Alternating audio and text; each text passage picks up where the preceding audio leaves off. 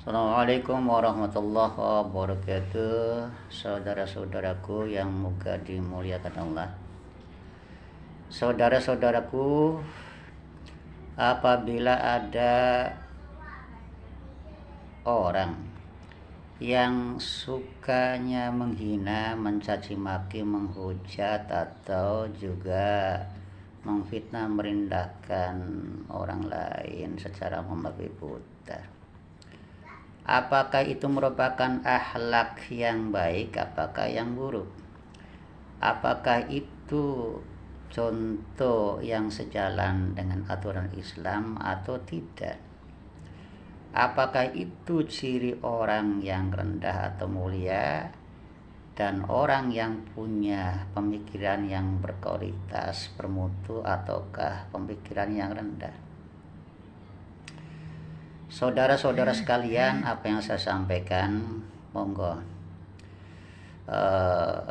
ditimbang ya dengan jiwa yang bersih.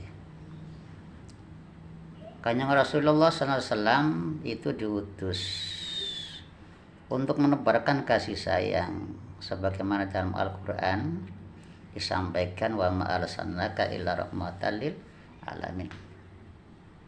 Orang yang ada jiwa kasih sayang, ada rasa kasih sayang dalam hatinya, apakah dia pantas ya di lahirnya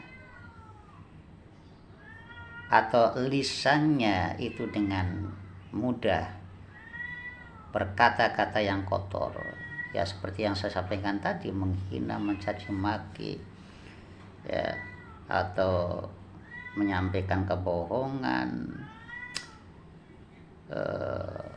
menghujat, merendahkan orang lain.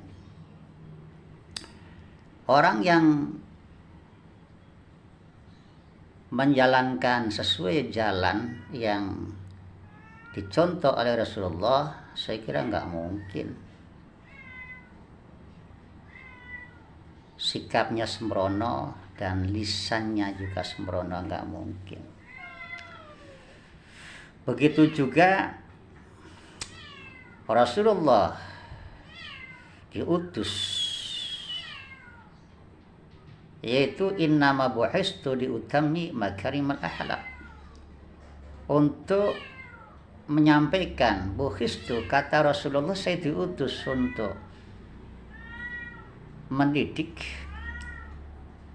menuntun, menyebarkan ajaran tata krama, sopan santun atau etika, ya, adab yang mazmumah, yang mulia, dan karimah, ya, mazmumah, yang mulia dan yang terpuji.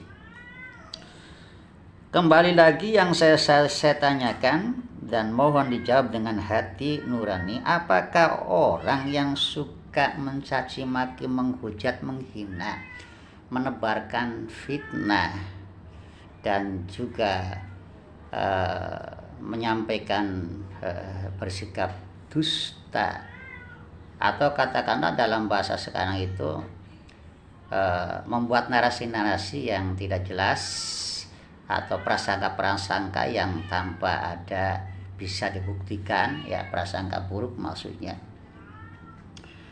Lah, apakah ini ada persesuaian dan sejalan dengan jiwa kasih sayang yang dididik oleh Nabi, juga akhlak yang terpuji yang juga dicontohkan oleh Nabi? Tentu saja, insya Allah, kalau kita, apa yang saya sampaikan ini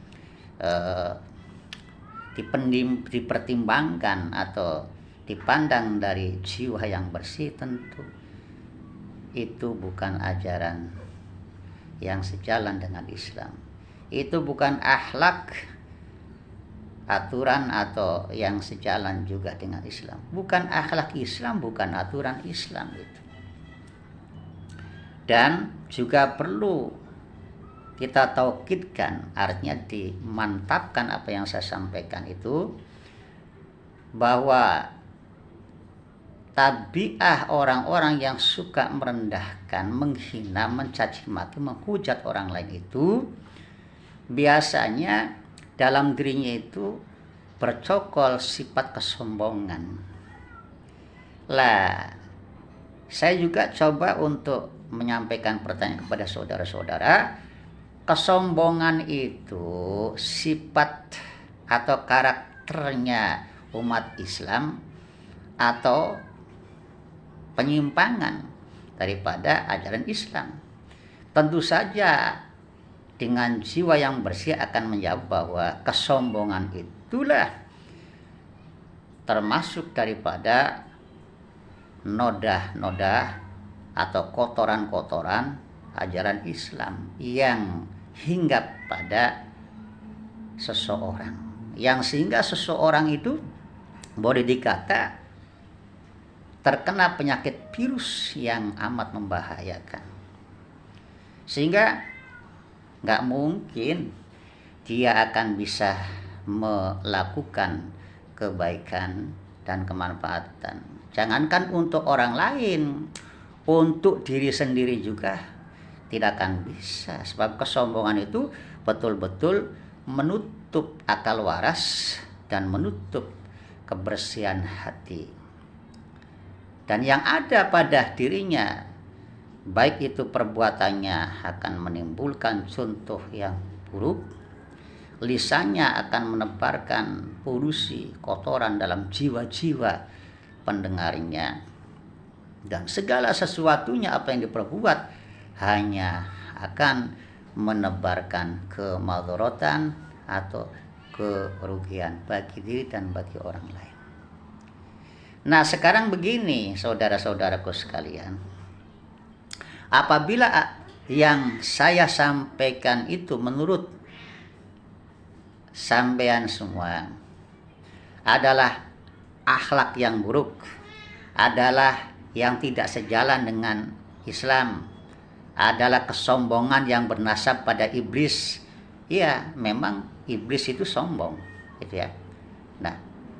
Nah, lalu kenapa kalau sudah kita jelas bahwa itu ya sikap, perbuatan, akhlak yang tidak sejalan dengan Islam, perbuatan yang tidak sejalan dengan akhlak Islam, gitu ya, bahkan itu sejalan dengan akhlak iblis, lalu kita jadikan orang itu sebagai imam, lalu kita jadikan orang itu sebagai pemimpin, lalu kita manut, lalu kita mengikuti jalan ya dia, jalan mereka yang punya perbuatan, sifat, sikap, karakter seperti itu, hanya karena dia punya gelar, hanya karena dia orang kaya, hanya karena dia orang berkedudukan. Lah ini saudara-saudaraku sekalian yang dimuliakan Allah, ya. Jadi kalau kita melihat bahwa itu adalah bukan akhlak yang dicontohkan Rasul, bukan pula yang sejalan dengan aturan syariat Islam, kenapa kita ikuti? Kenapa kita manut? Ya. Kenapa kita jadikan seorang pemimpin? Yang saya kira tidak bedanya kita mempercayakan kepada supir yang sedang mabuk. Supir yang sesungguhnya tidak bisa menghantar kita pada tujuan. Kenapa kita harus manut? Kenapa kita harus mengikuti jalannya yang tidak sesuai itu? Lah, disinilah saudara-saudaraku, marilah ya, kita dengan hati yang jernih, dengan akal yang sehat, kita cobalah pertimbangkan bahwa Rasulullah juga termasuk diturunkan menjadi uswah hasanah, contoh tauladan yang baik. Awas ini, contoh tauladan yang baik. Yang baik itu artinya adalah yang sejalan dengan syariat Islam, yang juga bisa mewujudkan akhlak yang Islam. Gitu. Jadi kalau memberikan contoh yang tidak baik, ya, caci maki, menghujat, menghina, merendahkan, menebarkan kebohongan dan fitnah dan sebagainya, itu kan contoh yang tidak baik. Kenapa kita masih percaya saja? Kenapa kita masih mengikuti saja? Kenapa kita masih juga jadikan pemimpin saja? Ingat saudara-saudaraku sekalian yang dimuliakan Allah, di negara kita ini jutaan, ya, ulama-ulama yang betul-betul ikhlas, yang insya Allah akan menghantar kita pada tujuan Darussalam. Insya Allah akan membuat kita yang menjadikan hati bersih, akal sehat. Di desa-desa banyak ulama, ya, kiai, ustadz. Di kota-kota juga banyak ulama, kiai, ustadz, yang insya Allah bisa menjadi panutan kita, menjadi yang lebih baik. Kenapa kita harus memilih, ya, yang tidak sesuai jalan yang dicontohkan oleh Rasulullah? Maka mari saudara-saudaraku sekalian dan dimuliakan Allah, bersama kita kembali kepada ajaran yang fitrah, jalan yang lurus, yaitu jalan Shiratan Mustaqim. Ini ajakan bukan hanya untuk saudara, tapi juga untuk pribadi saya. Karena saya dan saudara adalah manusia yang tentu saja juga tidak lepas daripada kekhilafan dan dosa. Mari kita pandai-pandai, ya, menaiki kendaraan yang sehat, supirnya. Mari kita memilih pemimpin dan mengikuti orang-orang yang punya jalan yang sehat menuju Allah yang hak, yang diridhonya. Dan kita tidak boleh, kalau bisa usahakan, kita jangan mudah terbuai oleh menterengnya gelar. Tetapi inna akramakum indallah atqakum, bahwa orang yang mulia yang patut kita dekati, yang patut kita ikuti adalah orang yang punya jiwa taqwallah, yaitu takwa kepada Allah yang dilandasi oleh ilmu, amal, istiqamah dalam pengamalan ilmu yang ikhlas karena berharap ridha Allah. Mari kita kembali dan jangan kita mudah terbuai dan terpengaruh oleh sikap, oleh perbuatan, oleh amal mereka, meskipun itu mentereng gelarnya. Yang kita dekati, yang kita ikuti adalah akhlaknya, ketakwaannya, bukan gelar, bukan pula kedudukannya. Itulah keawaman yang cerdas. Maksudnya keawaman yang cerdas itu orang-orang awam sekalipun kalau memilih jalan seperti itu, berarti itu orang yang cerdas. Kenapa? Karena memilih jalan yang selamat dan diridho oleh Allah Subhanahu wa ta'ala. Insya Allah seperti itu saudara-saudaraku. Demikian bila ada kekhilafan dari saya dan perkataan-perkataan yang tidak berkenan, mohon maaf yang sedalam-dalamnya. Billahi taufiq wal hidayah. Wassalamualaikum warahmatullahi wabarakatuh.